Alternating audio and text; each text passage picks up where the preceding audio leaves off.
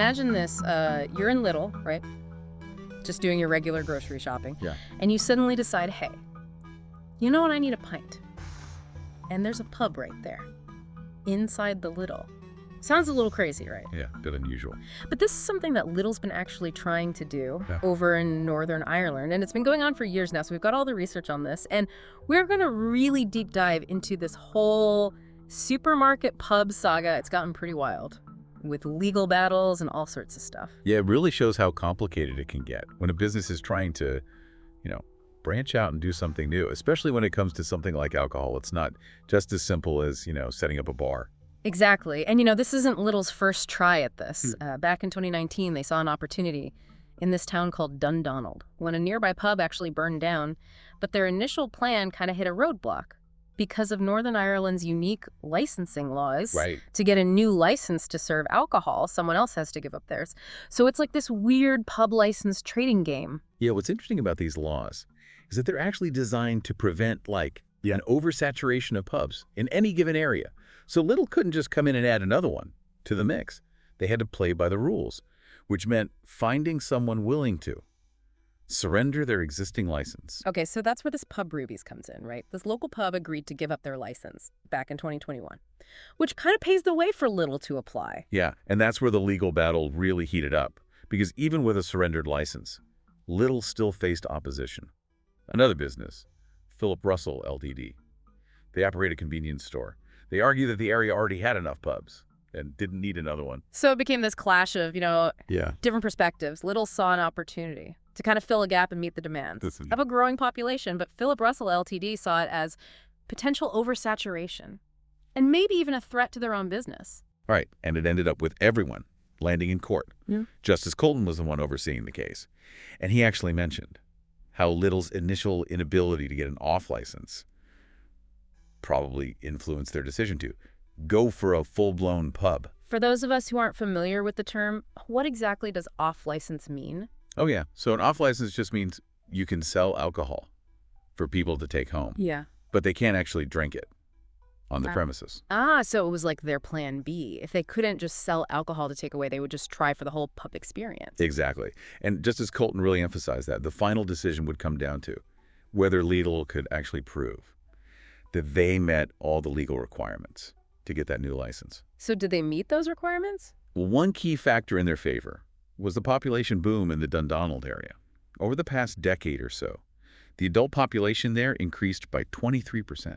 23%. That's a lot. That's huge. So it's not just Lidl thinking, hey, wouldn't a pub be cool here? There's actually a real need and more people who would potentially go there. Right, and that's where things get interesting. Because a growing population doesn't just create demand for things like pubs, it really affects the whole local economy. Oh yeah, I see what you mean. More people means more potential customers for businesses, more need for services, and even more pressure on existing infrastructure. Exactly. And it seems like in this case, Justice Colton recognized that Lidl was trying to adapt to these changing demographics. So it's like they were saying, hey, we're not just building a pub for the heck of it, we're meeting a need in this community. And they were serious about it. They invested £410,000 in this venture. That's not just a small amount of money. Definitely not. Yeah. And Justice Colton even mentioned Lidl's confidence in the pub's profitability. He basically said they were putting a lot on the line, but they believe it would pay off. So after all this back and forth, after all these years, Lidl finally won the right to open their pub. They did. But here's the thing. There's still no set opening date.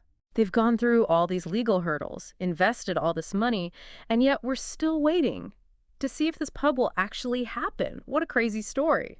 It is. So we've got the supermarket chain, navigating complex licensing laws, battling a local business in court, and trying to adapt to this booming population.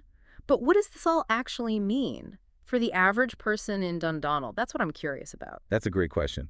Because at the end of the day, this isn't just about a supermarket wanting to sell more beer. It's about the potential impact on the community itself. Think about it. This pub could become a social hub for the community. Like a new place to hang out and connect. Yeah, exactly. And that could have a ripple effect. It could lead to more foot traffic in the area, which could benefit other local businesses. I see what you're saying. It's not just about the pub itself. It's about potentially revitalizing the whole area. And we can't forget about the economic implications. A new pub means new jobs. from bartenders and servers to kitchen staff and management. That's true. Yeah. It's easy to get caught up in all the drama of the legal stuff and forget about the real-world impact this could have on people's lives. It could really boost the local economy. Absolutely. But of course, it's not all positive. There are definitely some potential downsides that we need to consider as well. Okay, like what? What are some of the challenges that Lidl might face with this pub? Well, for starters, Yeah. they'll need to manage the logistics of running a pub inside a supermarket. It's not like a standalone place where they have complete control. Yeah, that's true. I hadn't thought about that. They'll have to figure out things like staffing and security and how to handle the flow of customers between the supermarket and the pub. Exactly. And then there's the question of whether this pub will actually integrate into the community. Will it just be another place to grab a quick drink? Or will it become a place where people feel like they belong? That's a really important point. They can't just assume that building a pub will automatically create a community hub. They'll need to put in the effort to make it welcoming and inclusive. Right. They might need to organize events, partner with local groups, or even just create a space. That encourages conversation and connection. It sounds like Lidl has a lot to think about, but I guess that's what makes this whole thing so fascinating. It's not a guaranteed success, but it's a bold experiment that could change the way we think about supermarkets. Yeah, and it's not just about Lidl either. If this pub is successful, it could inspire other supermarket chains to try similar things. Imagine going to Tesco for a pint after doing your grocery shopping. Wow, that's an interesting thought. Could this be the beginning of a whole new trend, supermarkets turning into these multifaceted community spaces? It's definitely possible, but there's still a lot of questions. Would this work everywhere? Are consumers really ready for this kind of thing, this fusion of retail and leisure? And what about the impact on existing pubs? Wouldn't this just create more competition? That's a valid concern, and it raises even bigger questions about the changing landscape of our social spaces. Are traditional pubs struggling to keep up with how consumer preferences are changing? This one pub in a Lidl could end up reflecting much larger trends in how we socialize and interact with our communities. Exactly. And it all comes back to the idea of adaptation. Businesses need to be willing to evolve and meet the changing demands of their customers. Otherwise, they risk being left behind.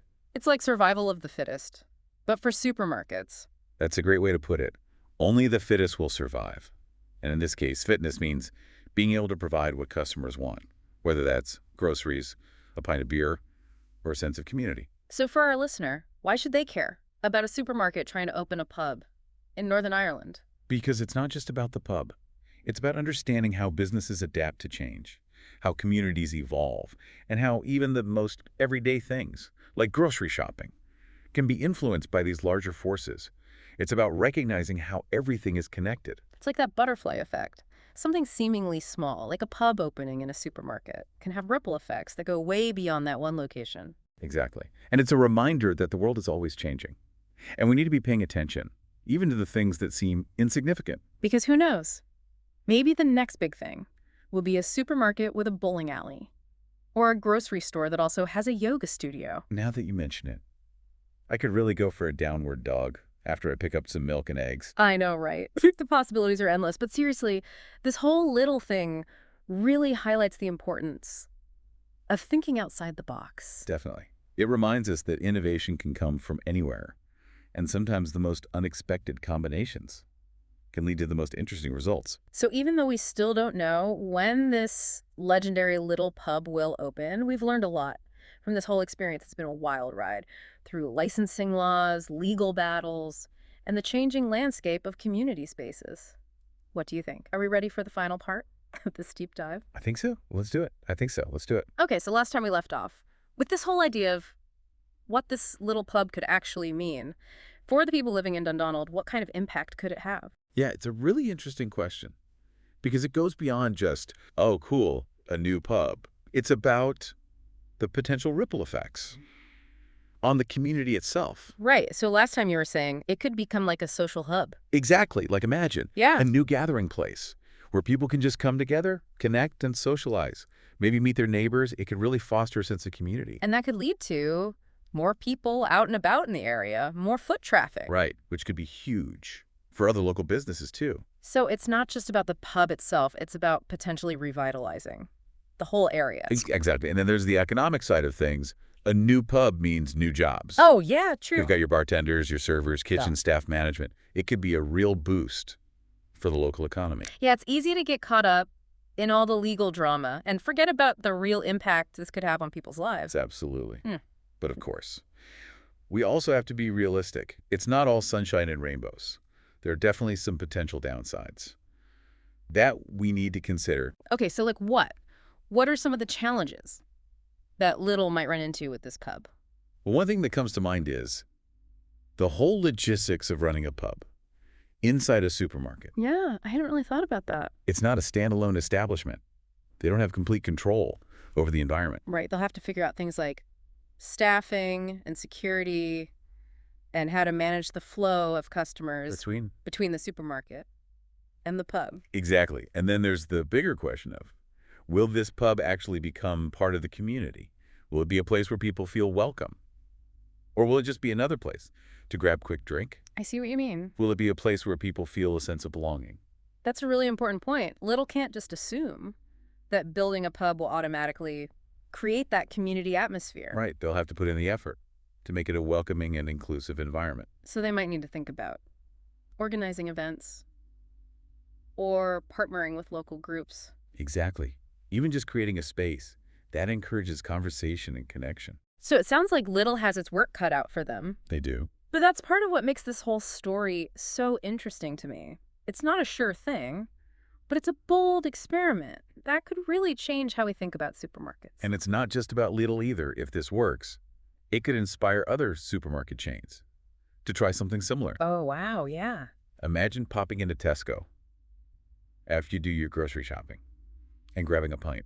That's wild. Could this be the start of a whole new trend? Supermarkets turning into these multifaceted community spaces. It's definitely a possibility. It's exciting. But there's still a lot of unknowns. Like, would this model work everywhere? Are people really ready for this kind of fusion of retail and leisure? And what about the impact on existing pubs? Right. Would this just create more competition? It's a valid concern. And it brings up even bigger questions about how our social spaces are changing. Are traditional pubs struggling to keep up with the way people's preferences are evolving? That's a really good point. This one pub in a Lidl could end up reflecting much larger trends in society. It really could. It could tell us something about how we socialize, how we interact with our communities. Exactly. And it all comes back to that idea of adaptation.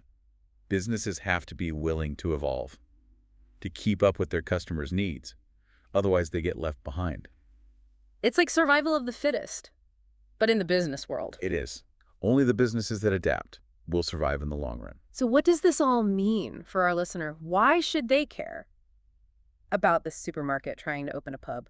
Because it's about more than just the pub. It's about understanding how businesses respond to change, how communities grow and evolve, and how those things are all interconnected. Right. Even something as simple as going to the grocery store. Exactly. It's all connected. It's like that butterfly effect. Yeah. You know, one small change can have ripple effects that we might not even anticipate. So this one pub opening in a Lidl could end up having a much bigger impact than anyone could have predicted. And it's a good reminder that the world is constantly changing. And we need to pay attention to those changes, even the ones that seem small. Because who knows? Maybe the next big thing will be a supermarket with a bowling alley. Or a grocery store with a yoga studio. Right. The possibilities are endless. They really are. But, okay, on a more serious note, this whole Lidl story really shows how important it is to think outside the box. It does. It shows us that innovation can come from anywhere. Yeah, and that's sometimes the most unexpected ideas can lead to the most interesting results. So we still don't know when this Lidl pub will open, but we've learned a lot already from this whole saga. We've talked about licensing laws, legal battles, the changing nature of community spaces. What a journey. It has been. So are you ready to move on to the final part of this deep dive? I am. Let's wrap this up. Let's wrap this up. All right, so before we get into all the big takeaways from this whole Lidl pub saga, I gotta know, what kind of food do you think they'll serve? Will it be like typical pub food? Or will they have like a little twist on things? It's a great question. I mean, supermarkets have definitely surprised us before with their food offerings. Oh, yeah. Like what? Remember when Tesco started selling sushi? Yeah. Or when Sainsbury's launched their own gourmet meals? Right.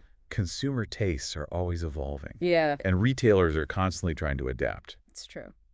But okay, let's get back to some of the challenges Lidl might face with this pub. We talked about some already, but are there any we haven't considered yet? Hmm. Let me think. We're running a pub inside a supermarket. Could definitely present some logistical hurdles. Like what? Well, for one, they'll need to make sure they have enough staff Right. trained to handle serving alcohol. Yeah, that's not the same as just stocking shelves. Exactly. Yeah. And then there's security. Oh. They'll need to have proper measures in place Yeah. to make sure everything runs smoothly. Yeah, and it's not just about the practical stuff either. No, you're right. Will this pub actually become a community hub? That's the big question. Or will it just be another place to drink? Exactly, will it foster a sense of belonging? Or just add to the already crowded pub scene? Those are all really important things to consider. Lidl will really need to think about how to create a welcoming and inclusive atmosphere. They need to make people feel comfortable gathering and socializing there. It's a big challenge for sure, but that's part of what makes this whole story so fascinating. It's not a guaranteed win, but it's a bold move. It could really change the way we think about supermarkets. It could. It's that element of risk that keeps things interesting. In a world that can often feel pretty predictable, it's exciting to see a company willing to try something new. I agree. It's like they're saying, hey, we're not just a place to buy groceries, we're a destination, an experience, Right. a community hub. It raises all sorts of questions about the future of retail. Like what?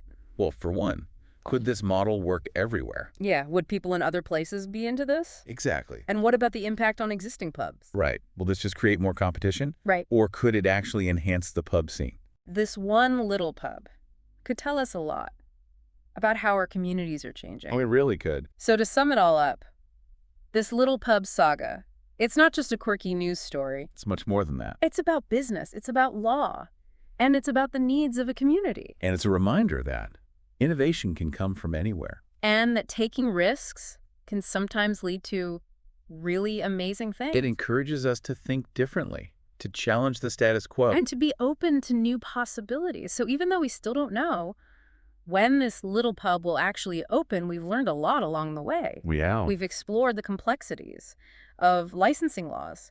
We've seen how businesses adapt to change, and we've considered the impact this could have on a community. It's been quite a journey. It has. Thanks for joining us on this deep dive Yep. into the curious case of the little pub. We'll be back soon with more fascinating stories from the world of business and beyond.